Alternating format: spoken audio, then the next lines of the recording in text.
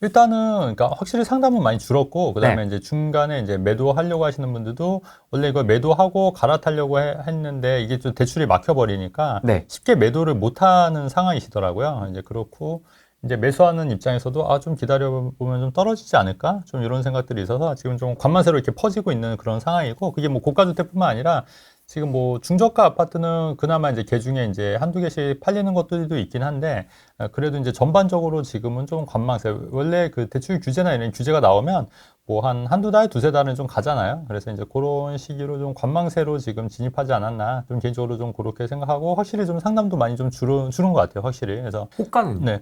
호가는 그냥 그대로인데 이제 일부 이제 기사 보니까 이제 이주비 대출도 이제 6억까지로 이제 제한이 두는 거예요. 그래서 이제 관리처분 인가가 이제 난 데는 이제 그나마 상관이 없는데 관리처분 인가가 이제 앞으로 날 때 있지 않습니까? 이제 그런 데는 이제 이주비 대출이 이제 좀 6억밖에 안 나올 수가 있기 때문에 이제 좀 그분들 입장에서는 이제 좀 난처한 거예요. 왜냐면 이제 그게 한 30억짜리인데 이주비 대출 6억밖에 안 나오면 사실 갈 데가 없는 거잖아요. 만약에 3, 40억 강남권에. 그래서 이제 이따 기사 보여드리기도 할 건데 그래서 호가가 좀 내려왔다는 뭐 그런 기사도 있고 실제로는 뭐 제가 본 건 아니고 그리고 뭐 일부에서 얘기 나오는 건 뭐 압구정 뭐 압구정로 아파트를 완전 급매로 뭐 30분 만에 거래가 됐다 뭐 이런 얘기도 있고 완전 급매로 해가지고 뭐 이런 얘기도 있는데 그것도 아마 좀 기사로 좀 뜨지 않을까 이제 그런 내용들이 있고 네. 호가는 나머지 뭐 중저가 아파트들은 호가는 그대로인 것 같고요. 오히려 좀 호가는 좀 오른 데도 있어요. 실제로. 그래서 그런 거는 그렇고 지금 이제 재건축 그러니까 제가 볼 땐 요 대출 제한의 그 가장 큰 타격이 제가 볼 때는 재건축 같아요. 네. 재건축. 개포주공 5단지가 이제 여기가 이제 사업시행 인가가 안 났고 관리처분 인가가 이제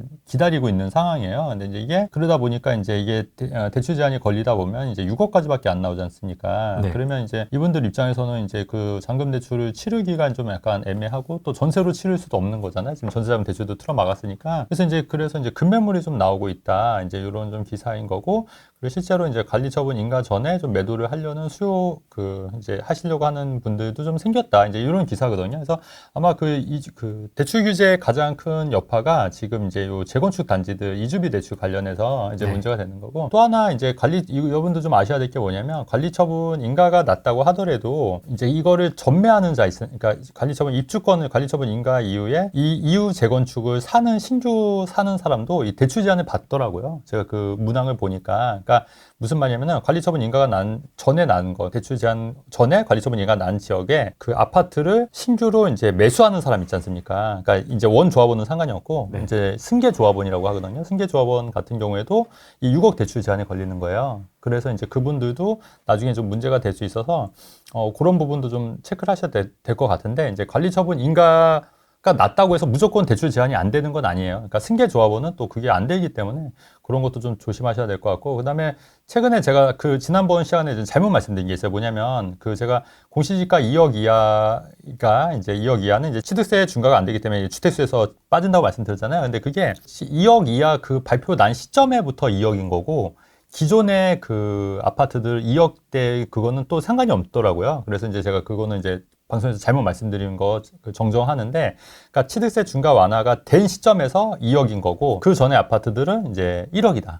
기존 동일하게 1억이다. 이렇게 이제 이해하시면 될 것 같아요. 취득세 중과 기준이. 네네, 중과 기준이. 그 부분은 좀 체크하셔야 될 것 같고. 그러니까 저도 이게 계속 이렇게 바뀌니까 좀 헷갈려요. 헷갈리는 부분도 있어서 이제 여러분들 그런 거 좀 참고해서. 누가 안 그래도 그 댓글에 다셨더라고요. 네. 그거를. 그래서 이제 그 부분 말씀드린 거고. 이런 이제 집값은 지금 약간 이제 주춤한 그런 상황인데, 이제 어떤 지금 상황이 발생하고 있냐면, 네. 빌라 두 채도 이제 집주인도 전세 반환 대출이 안 나온다는 거예요. 다주택자니까요. 그래서 세입자는 보증금 떼일까 이제 불안하는데 사실 이걸 빌라는 또 역전세도 문제가 많았지 않습니까? 그죠? 그래서 이게 만약에 전세 반환 대출이 안 나오면은 이거 대출을 과연 그 세입자를 보호를 어떻게 할 거며 이거 이제 여러 채 갖고 있는 사람들은 과연 어떻게 할 건지 저는 좀 약간 이제 큰 이제 사회 문제가 될 수도 있는 거예요. 역전세 관련해서. 그러니까 그렇죠. 아무래도 빌라 다주택자분들이 전세를 많이 놓으니까. 그렇죠. 예, 전세 놓고 전세금을 그 다 채권도로 받아서 투자를 하시는 분들은 아마 여윳돈이 없으실 거예요. 맞습니다. 근데 갑자기 전세입자가 나간다고 했을 때 신규로 또 들어오면 상관이 없는데 이게 그 공시지가도 그 공시지가 이하로 또 전세를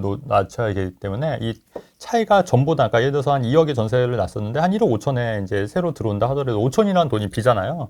근데 이게 하나가 아니라 뭐 한 4개, 5개, 뭐 3개 뭐 이런 하면은 이제 그것도 큰 돈이고 무시 못 하니까. 그러니까 그거를 예전에 이제 전세 태거 자금 대출로 해서 그 세입자를 이제 빼줄 수 있었는데 이제 그거를 안 해주겠다고 하니 그러면 이제 세입자들은 과연 어떻게 이제 못 받고 또 이제 경매로 넘어가고 또 이제 보증금을 날리고 돈을 떼이는 경우도 생길 수 있지 않을까. 그러니까 이게 사실 제가 계속 누차 말씀드리는 게 이런 대출 규제나 정부의 규제가 일반 사실은 투자자나 부자들한테 그렇게 크게 영향이 없다고 제가 누차 말씀을 드리는 거예요. 그러니까 오히려 이런 이제 세입자분들, 서민들이 더 피해를 입는 거지 부자들이나 이런 분들은 그 역전세가 날 일도 많지 않을 뿐더러 왜냐면 좋은 아파트들이 갖고 있으니까 역전세가 많이 나지 않을 뿐더러 또 거기에 대한 또 대처도 또 다 돼 있으신 분들이 많거든요. 그래서 이제 물론 이제 좀 지나치게 이제 아파트 개수를 늘리신 분들도 많이 있겠지만 또 그렇지 않은 분들은 좀 여유들이 다 있으신 건데 이걸 빌라 이제 만약에 전세가 만약에 또 문제가 되면 이것도 사회 문제가 좀 될 수도 있다는 얘기예요. 그래서 이런 부분은 이제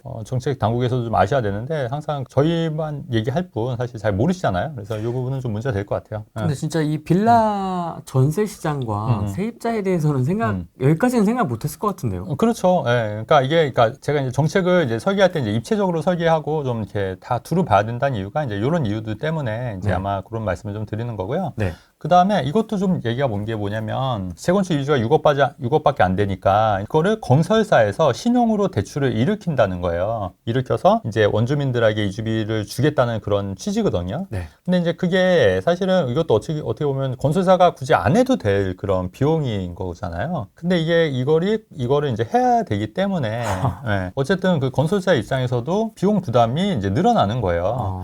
그러면 어떻게 됐어요? 이게 비용 부담이 늘어나면 그게 나중에 이제 아파트를 지을 때 그 아파트에 정가시키지 않겠냐는 거죠. 분양가에. 네, 분양가에.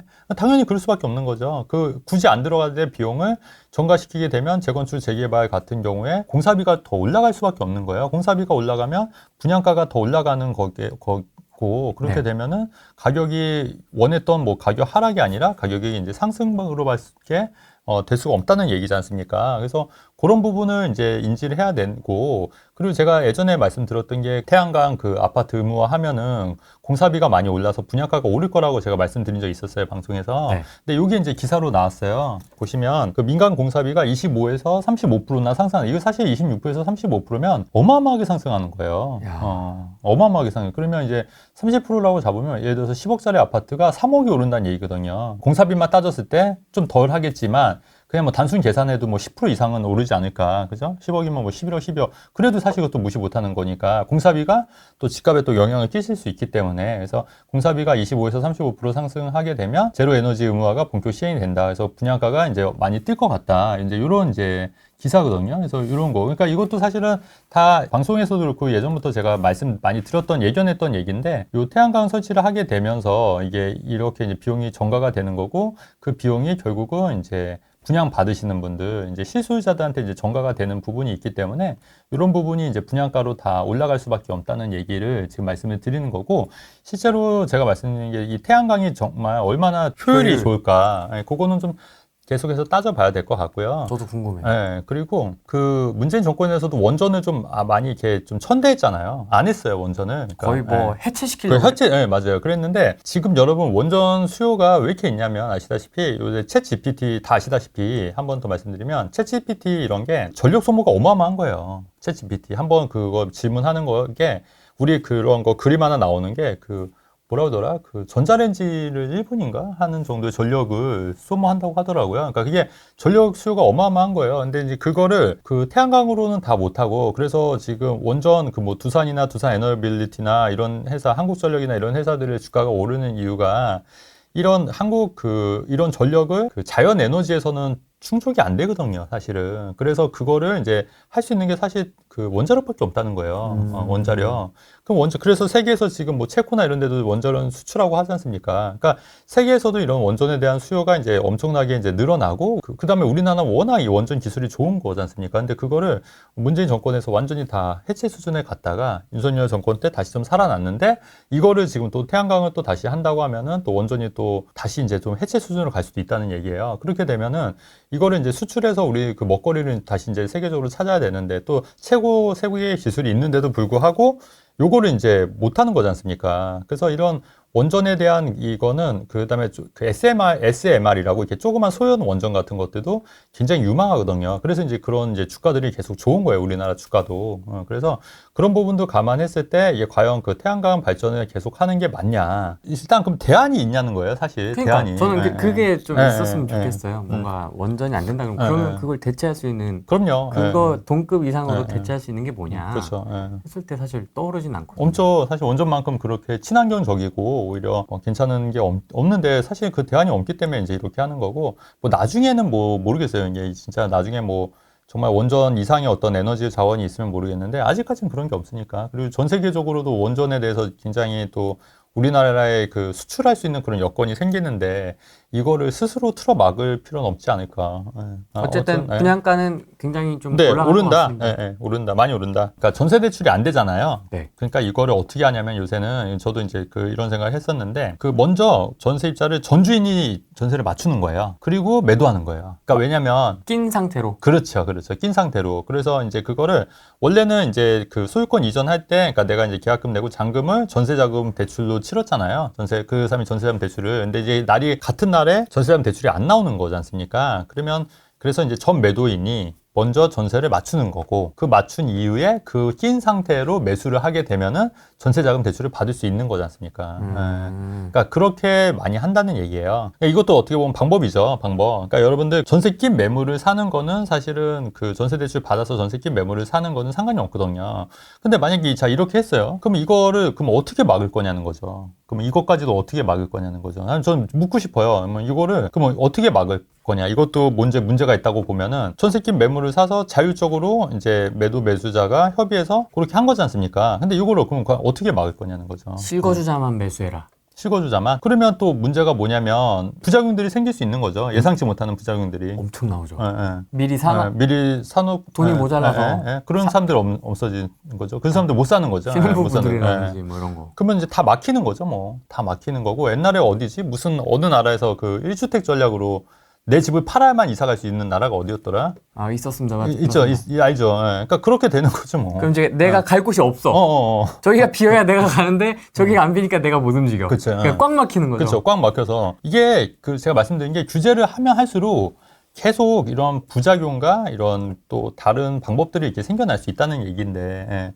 사실 요거는 저도 예상을 했었던 부분이거든요. 그러니까 전세 낀 매물을 매도하는 거는 상관이 없기 때문에 이제 집주인이 이제 그 전세자금 대출을 받아서 전세를 낀 물건을 매도인이 이제 하고 그걸 그냥 매도하는 거예요. 그렇게 하면 되죠, 뭐. 그렇게. 그러니까 이거 참 저는 개인적으로 좀 문제가 많이 있다. 그래서 여러분들도 이런 방법들도 있으니까 좀 참고하시면 좋을 것 같다. 이런 부분도 말씀드리는 거죠. 규제의 역설이죠. 뭔가 이렇게 규제를 하면 할수록 뭔가 계속 꼬여. 그러니까, 맞아요. 이상해져. 그러니까 그런 거죠. 옛날에 로베스피에르가 모든 국민은 우유를 반값에 먹을 수 있는 권리가 있다. 얼마나 멋있어요, 말이. 정의롭고. 네, 정의롭고 멋있으니까 막 사람들이 막 열광하고 막 환호한 거예요. 그래서 우유를 반값으로 해! 그랬더니 그 이제 젖소들이 누가 키우겠냐고요, 사람들이. 안 키워. 그냥 다 도축하는 거지. 네. 그냥 고기로 하는 거지. 그래서 이제 그 젖소 업자들한테 이제 로베스피에르가 물어봤어요. 왜 우유를 싸게 못하냐 했더니 사료값이 비싸다고 또 핑계를 대는 거예요. 아니 누가 그렇게 핑계 대지 않습니까? 그래? 그러면은 사료값을 반값으로 내려 했더니 그 사료 하시는 분들이 다 농사를 안 쳐. 재배를 안 해. 재배를 안 하죠. 그러니까 왜냐면 우유를 팔 때마다 손해인데 누가 하겠냐고요. 그다음에 그 사료를 할 때마다 손해인데 그건 누가 그냥 잠이나 자는 게 낫지. 그렇죠. 안 그랬습니까? 근데 그거를 그렇게 하다 보니까 우유값이 오히려 폭등을 해서 결국에는 그 서민들뿐만 아니라 모든 사람들이 어린 아이들도 다 못 먹는 거예요. 부자들만 우유를 먹을 수 있었던 거야. 똑같은 거예요, 똑같은 거. 근데 정작 그 정책 위반자들은 이런 생각을 안 하는 건지 일부러 안 하는 건지 한심하다는 얘기를 계속 말씀드리는 거지 않습니까? 그래서 로베스피에르도 결국에 어떻게 됐냐면 어떻게 될게요? 어떻게 됐어요? 단두대 처형됐어요. 아웃됐습니다. 네, 아웃. 그러니까 거기 프랑스 무섭잖아요. 프랑스 혁명 때. 거기는 이렇게 칼 이렇게 무서운 거 위에서 떨어지잖아요. 길로틴, 단두대. 이렇게 붕 떨어지잖아요. 로베스피에르도 사실은 본인이 선한 영향을 끼치려고 했던지 아니면 진짜 몰라서 그랬던지 어쨌든 그게 결과는 어떻게 됐냐면 처참했다는 거죠. 그러니까 마찬가지로 지금 이런 대출 규제나 규제도 제가 볼 때는 이런 부작용들이 계속 생길 것 같아요. 계속 생길 것 같아요. 왜냐면 아까도 말씀드렸듯이 건설사도 부담, 그죠? 그 다음에 세입자들도 전세입자들도 부담, 서민들도 부담. 왜냐면 내 전세금 뗄 수도 있으니까. 그죠? 그다음에 집주인들도 이사를 가야 되는데 뭐 못 가야 되니까 부담. 이게 다 부담이잖아요. 그러니까 정책이라는 게 에브리바디 윈이잖아요. 모든 사람이 좋아야 되는 거지 않습니까? 예. 우리 방송은 저희도 좋고 여러분들도 좋고 듣는 사람들도 좋고 네. 저희 방송 보고 좋잖아요. 불편해하는 그죠? 사람들도 있습니다. 아니, 근데 그런 사람들은 이제 안 보면 되는 거고, 안 보면 되는 거고, 저희 방송 보고, 그 현실이 좋아졌다는 분들도 계시고, 그쵸. 예, 많이 좋아졌다는 분들, 정말 고마우신 분들도 계시고, 에브리바디 윈이잖아요. 나도 좋고, 종훈 씨도 좋고, 후레인도 좋고, 네. 에브리바디 윈이지 않았습니까? 그러니까 이렇게 돼야 되는데, 그 다 안 좋아, 다. 다 안 좋아. 그러니까 이게, 그 경제가 성장하고 모든 게 그 잘 되려면 에브리바디 윈이 돼야 돼요. 모든 사람들이 상생이 돼야 되는데 그래서 계속해서 뭐 우리나라 기업들도 뭐 상생 경영 뭐 얘기하는 이유도 그런 건데 이런 규제 때문에 도대체 득을 보는 사람들은 누가 있냐는 거죠. 득을 보는 사람들도 있어요. 그때 말씀드렸듯이 제2금융권 제3금융권. 제가 방송에서 그 대부업자라고 얘기했더니 이 사람들이 무슨 사채업자만 얘기한 줄 아나 봐요. 뭐 그런 네. 얘기도 있습니다. 아니 뭐 내장을 파간다는 둥, 뭐 어디 고기잡이배 뭐 실려간다는 둥, 뭐 이런 얘기 하더라고요. 그러니까 진짜 무식한 소리죠. 대부업자라는 게 그 P2P 금융이라든가 그런 이제 대부업체를 얘기하는 거예요. 그러니까 뭐 사나머니라든가 뭐 이런 그 2금융권, 3금융권 그런 거 이제 제가 이제 그래서 금리도 뭐 한 중금리에 8에서 10%라고 얘기했지 않습니까? 그러니까 사채는 뭐 20, 30% 이런 게 아니라 연 8에서 10%의 중금리로 빌려줄 수 있는 그런 대부업체들이 반사 이익을 얻을 거라고 말씀드렸고 실제로 그런 기사들도 요새 나오고 있어요. 그 P2P 대출도 그렇고 그런 기사들도 근데 P2P 대출은 또 이게 금융위원회에 이게 안 돼 있는 거거든요. 맞습니다. 예. 그럼 어떻게 할 거냐고요. 그 사적인 그다음에 개인적으로 사적으로 내가 1억 빌려주겠다는데 그것까지 어떻게 막을 거냐는 거죠. 그거 막을 수 있습니까? 그거 막으면 더 부작용이 생기는 건데 개인 간의 사거래 그 대출해 주는 걸 어떻게 막겠냐고요. 그러니까 그렇게 따지면은 결론적으로 한도 끝도 없는 거예요, 결국. 막을 때마다 부작용이 다 생길 수밖에 없는 거고. 안 그렇습니까? 맞습니다. 예. 그러니까 이 규제가 이게 계속 이게 부작용이 생긴다고 제가 누차 말씀을 드리는 건데 참 이게 좀 안타깝고 어쨌든 우리 입장에서는 이제 사금융은 엄청나게 발전할 수도 있겠다. 그게 또 오히려 보면은 좀 이 시기에 기회의 포인트가 아닐까. 전 개인적으로 또 그런 생각도 하고 있어요.